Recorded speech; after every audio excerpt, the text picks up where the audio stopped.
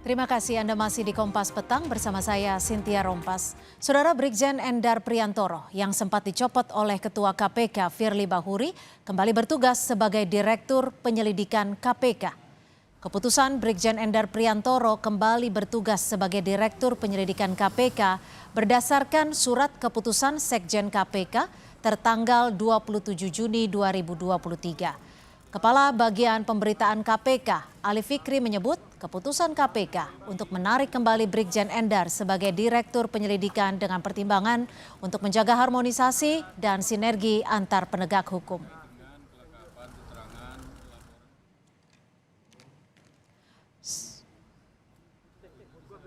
Sore ini Brigjen Endar Priantoro rencananya akan bertemu dengan pimpinan KPK setelah ia kembali ditarik menjadi Direktur Penyelidikan.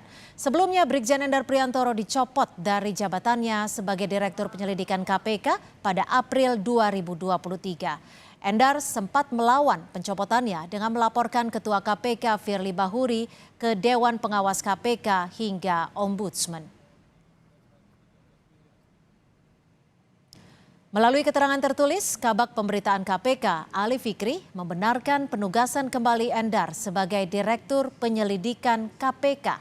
Ali Fikri menulis benar kembali bertugas berdasarkan SK Sekjen KPK tertanggal 27 Juni 2023.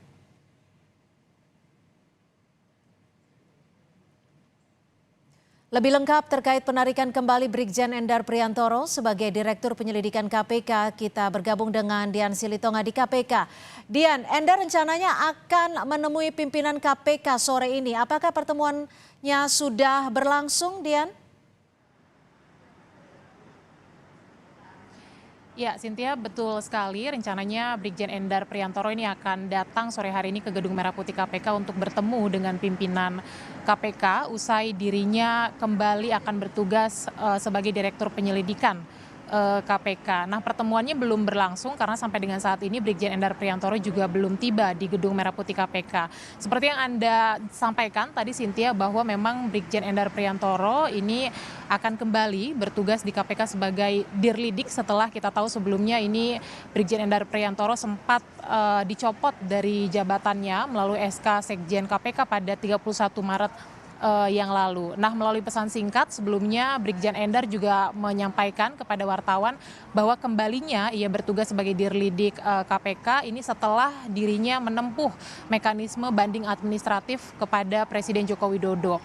Nah, memang mekanisme banding administratif ini merupakan langkah terakhir yang bisa ditempuh oleh PNS ketika keberatan atau tidak puas dengan keputusan pemberhentian sebagai PNS atau sebagai pegawai pemerintahan dengan perjanjian kerja. Nah, banding administratif ini nampaknya disetujui atau diterima oleh Presiden Joko Widodo karena memang Kepala Bagian Pemberitaan KPK Ali Fikri ini juga telah mengkonfirmasi bahwa pertimbangan Brigjen Endar bisa kembali bertugas di KPK adalah untuk menjaga harmonisasi dan juga sinergi antar penegak hukum dalam upaya pemberantasan korupsi. Kita akan pantau sama-sama nanti kedatangan Brigjen Endar ke gedung KPK dan pernyataan resmi dari KPK terkait dengan kembali bertugasnya Brigjen Endar maksud saya sebagai Dirlidik KPK. Cynthia.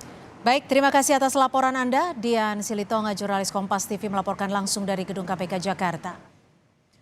Dan saudara, untuk mengetahui apa sebenarnya yang kemungkinan terjadi serta yang melatar belakangi KPK kembali menempatkan Endar Priantoro sebagai Direktur Penyelidikan KPK setelah sempat diberhentikan. Kita akan mengulasnya bersama mantan Wakil Ketua KPK Saud Situmorang. Selamat petang Pak Saud, terima kasih sudah bergabung bersama kami di Kompas Petang. Ya, selamat petang kembali Kompas TV. Ya, Pak Saud, kalau Anda melihat rentetan peristiwa kembalinya Brigjen Endar ini, apa yang Anda lihat dari keputusan ini?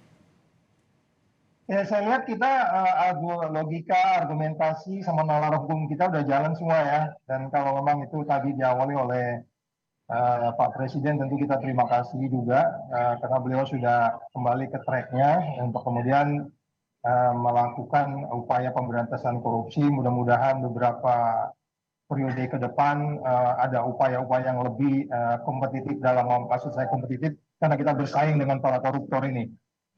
Oke, Pak Saud, kalau Anda melihatnya, apakah ini bentuk dari keberhasilan perlawanan Brigjen Endar untuk kembali ke KPK, atau memang ada yang salah dalam mekanisme pencopotan dan penarikan kembali?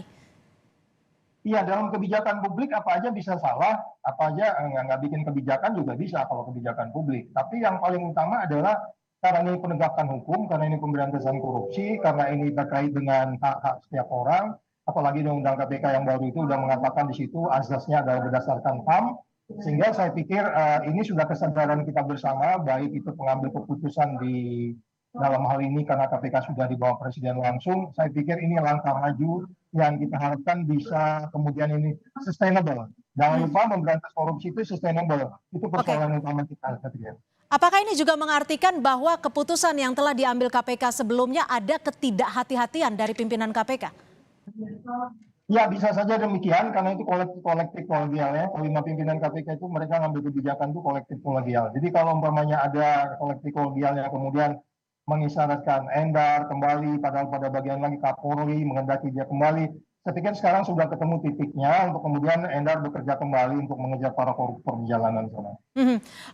Pak Saud, kalau dilihat nanti posisinya Pak Endar sendiri akan gimana ketika kembali bertugas sebagai Direktur Penyelidikan? Karena kita tahu bahwa sebelumnya ada laporan ke Ombudsman dan juga ke Dewas KPK terhadap Pak Firly Bahuri. Ya, harapan saya sih dia kembali kalau bisa nanti bikin apa ya namanya ya, karena kan sudah sekian lama pengalaman di direktur. Untuk kemudian kalau bisa jadi deputi sekalian aja, deputi penindakan. Itu akan lebih challenging buat dia. Karena kita perlu juga kita berikan dia tantangan sehingga kemudian dia lebih serius. Tapi nanti kinerjanya akan bisa kondusif tidak kalau sempat terjadi drama sebelumnya? Saya pikir teori perubahan juga mulai berlaku di KPK. Kemudian negara ini juga teori perubahan sudah mulai berlaku. Sehingga kita harapkan kita bisa dengan cepat kembali kembali lagi ke jalan yang benar lah. Track yang benar untuk kemudian sama-sama membersihkan Indonesia. Kemudian kemiskinan bisa cepat kita atasi. Oke, kalau Anda melihatnya ini ada keterkaitan tidak dengan dugaan kebocoran kasus di KPK? Singkat saja. Saya belum bisa memastikan itu ya, karena itu diperlukan sebuah saya tidak sampai mengakses informasi sedetail itu. Tetapi yang paling baik adalah bahwa kemudian kalau sudah ada kebijakan yang berubah, kita menghargai itu, kita mengapresiasi itu untuk kemudian KPK secara keseluruhan termasuk kepimpinannya sampai staf di bawah melakukan perubahan-perubahan yang signifikan. Jadi kalaupun ada apa di balik itu, saya pikir kita tutup dulu untuk kemudian kita mulai bekerja lagi. Saya pikir saya lebih cocok mengatakan demikian, Mbak. Baik, terima kasih Pak Saud Situmorang, mantan Wakil Ketua KPK sudah bergabung bersama kami di Kompas Petang.